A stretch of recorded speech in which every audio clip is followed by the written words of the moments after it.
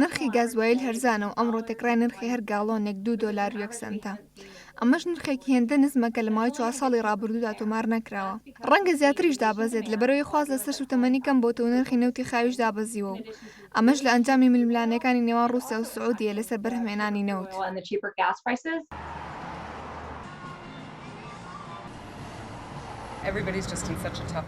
هەمومان لە بارودۆخێکیدا ڕادەیە قورسداین.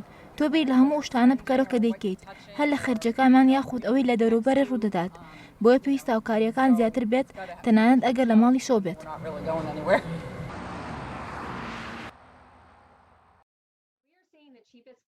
ئێمە ئێستا هەرزانترین نرخی گازوایل دەبینین لە باشوور و باشووری ڕۆژهەڵات و ڕۆژاوای ئەمریکا بۆی کەمی تێچووی گواستنەوە و کەمی باش لەسەر سوتەمەنی.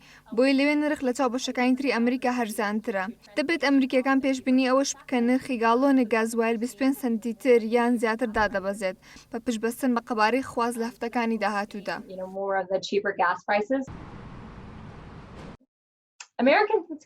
هەر کاتێک دەستمان بە کارکردن کردەوە خواست لەسەر سوتەمەنی بەرز بووەوە ئەو کات دەبینین کە جارێکی تر نرخی گازوایل بەرز دەبێتەوە.